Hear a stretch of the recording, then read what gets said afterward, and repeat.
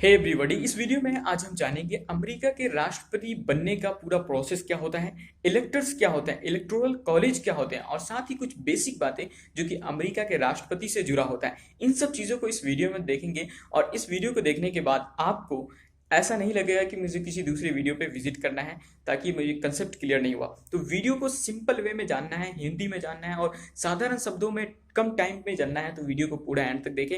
और साथ ही अगर वीडियो आपको पसंद आए तो चैनल को सब्सक्राइब करें, वीडियो को लाइक करें। चलिए वीडियो शुरू करते हैं। सबसे पहले कुछ बेसिक बातें जान लेते हैं जो कि अमेरिका के प्रेसिडेंट के साथ जुड़ी होती है।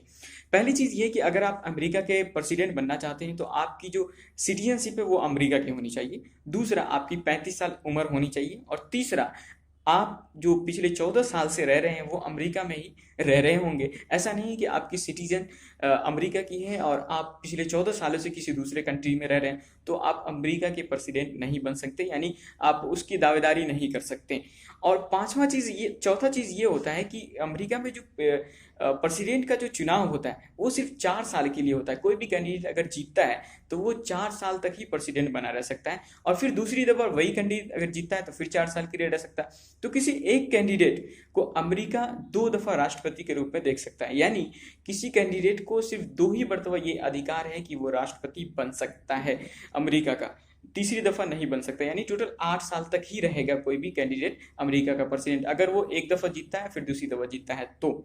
और चौथी चीज ये है कि वहां पे इनडायरेक्टली इलेक्शंस होते हैं प्रेसिडेंट के, ऐसा नहीं है कि डायरेक्टली इलेक्शंस होते हैं। जिस तरीके से भारत में प्राइम मिनिस्टर और प्रेसिडेंट का इलेक्शन इनडायरेक्टली होता है, जिस तरीके से प्राइम मिनिस्टर का अगर एग्जाम्पल लें भारत में तो एमपीज को, जो लोकल लोग होते हैं कॉन्स्टिट्यूएंसी में एमपीज को चुनते हैं और एमपीज क्या करते हैं, वो प्रेसिडेंट का, प्राइम मिनिस्टर का चुनाव करते हैं। उसी तरीके से अमेरिका में टोटल 538 इलेक्टर्स हैं, यानी इलेक्टर्स हैं जो कि अलग अलग स्टेट में अलग अलग उसकी संख्याज हैं।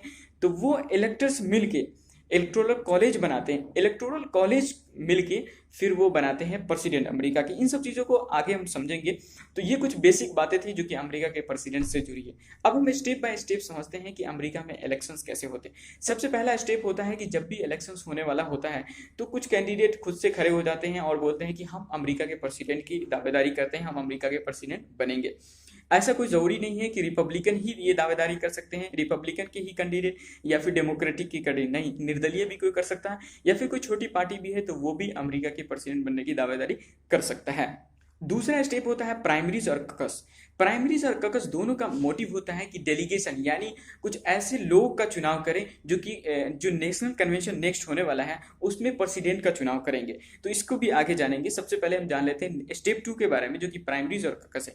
प्राइमरीज जो है वो स्टेट के द्वारा कराया जाता है। स्टेट गवर्नमेंट ये देखना चाहती है कि हमारी जनता, जो हमारे स्टेट के लोग हैं, वो किसे प्रेसिडेंट के रूप में देखना चाहती है। तो यहाँ से कुछ अलग अलग क्षेत्रों में छोटे छोटे स्तर पे काफ़ी सारे डेलीगेशंस के लिए नॉमिनेशन होंगे, वोट्स होंगे और वो डेलीगेशन फिर जाएंगे जो जिसके ज़्यादा वोट्स होंगे, जिसको ज़्यादा लोग चाहते होंगे प्रेसिडेंट को, उसकी जो डेलीगेशन होंगी वो जाएगी कन्वेंशन में। फिर और कॉकस के अंदर कुछ रजिस्टर्ड कैंडिडेट ही इसमें पार्टिसिपेट करते हैं जो कि पार्टी की तरफ से होते हैं और ये मान लो एक तरीके का गैदरिंग कर लेते हैं, कुछ भीड़ भाड़ इकट्ठा कर लेते हैं और ये अलग अलग जगह पे हो सकते हैं। ऐसा नहीं कि स्टेट में सिर्फ एक ही जगह नहीं, छोटे छोटे स्तर पे मान लो कहीं पे 500 लोग इकट्ठा हो गए, वहाँ पे कुछ पार्टी के लोग हैं और वो डिसाइड करते हैं कि हम इस कैंडिडेट को चुनेंगे और उस कैंडिडेट को, जो राष्ट्रपति का कैंडिडेट है, मतलब प्रेसिडेंट बनने के कैंडिडेट के रूप में खड़ा हुआ है, तो उसकी ज़्यादा वोट आ गए तो वो जो कैंडिडेट जिसको ज़्यादा वोट पड़े हैं, मान लो ABC 3 है और इसमें से A वाले को, बंदे को, जो कि प्रेसिडेंट का कैंडिडेट है और उसमें ज़्यादातर लोग उसे मतलब चाहते हैं प्रेसिडेंट बने, तो ऐसे जो लोग हों उनकी तादाद अगर 300 है तो वो 300 लोग कहाँ होंगे, वो नॉमिनेट होंगे कन्वेंशन के लिए। तो ये दोनों का प्रोसेस सेम होता है, प्राइमरीज का और फिर कॉकस का। ये दोनों डेलीगेशन को चूज करते हैं, उसके बाद ये कन्वेंशन में जाते हैं और ये तीसरा स्टेप आता है कन्वेंशन का। अब यहाँ पे नेशनल कन्वेंशन होगी जो कि दोनों पार्टी के अलग अलग कन्वेंशन होंगे। अब इस कन्वेंशन में ये डिसाइड होगा कि बच तो जाते हैं कम से कम 1 से 2 या 3 नॉमिनेशन ही बचते हैं प्रेसिडेंट के लिए और ये जो लोग कन्वेंशन में लोग आते हैं 2000-3000 जितने भी लोग आते हैं वो चूज करते हैं फिर प्रेसिडेंट का। तो इसमें से कोई एक प्रेसिडेंट के रूप में यहाँ पे सामने आता है तो वो प्रेसिडेंट का कैंडिडेट बनता है किसी भी पार्टी का। और जब प्रेसिडेंट का कैंडिडेट बन जाता है तो वाइस प्रेसिडेंट का चुनाव प्रेसिडेंट खुद ही करते हैं और फिर इलेक्शन प्रोसेस भी इसी तरीके से उसका भी होता है। अब जब कैंडिडेट चुन लिया जाता है, प्रेसिडेंट चुन लिया जाता है, तो अब आती है बारी इलेक्शंस की। अब इलेक्शंस में क्या होंगे, उसको रैलीज करने होंगे, अपनी पार्टीज के लिए वोट मांगने होंगे और उसको डिबेट करने होंगे। और अमेरिका में एक रूल है कि उसे 3 डिबेट करने होंगे, दोनों प्रेसिडेंट जो कि चाहे रिपब्लिकन की तरफ से हो या फिर डेमोक्रेटिक की तरफ से, दोनों के कैंडिडेट सामने सामने होंगे और 3 टेलीविजन डिबेट करने होंगे उसको, ठीक है। तो यहाँ पे किसको वोट देंगे, क्योंकि अमेरिका में इनडायरेक्ट वे में इलेक्शंस होते हैं, तो वोट किसे दो, लोग प्रेसिडेंट को तो डायरेक्ट दे नहीं सकते, तो उसके लिए इलेक्टर्स को नॉमिनेट किया जाता है। इलेक्टर्स कौन नॉमिनेट करता है, वो पार्टी ही नॉमिनेट करती है। जिस तरीके से पूरे अमेरिका में टोटल 50 स्टेट है, 50 स्टेट में से 538 इलेक्टर्स हैं, जो कि इलेक्टर्स अलग अलग स्टेट में डिफरेंट भी हो सकते हैं। जैसे कैलिफोर्निया में 55 हो सकते हैं, किसी दूसरे में 30 हो सकते हैं, 20 हो सकते हैं, ऐसे हो। जिस तरीके से भारत में अलग अलग स्टेट में कुछ एमपीज की सीटें हैं, उसी तरीके से अमेरिका के अंदर अलग अलग स्टेट के अंदर कुछ इलेक्टर्स की सीटें हैं।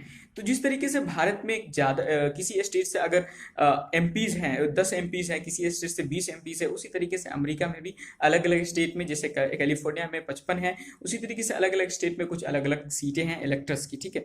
अब ये लोग जो होते हैं, लोकल लोग होते हैं अमेरिका के, वो जाते हैं इलेक्टर्स को वोट देते हैं, और उन लोकल लोगों को पता होता है कि ये इलेक्टर्स किसे सपोर्ट करेगा, किस पार्टी का है और किसे वोट डालेगा।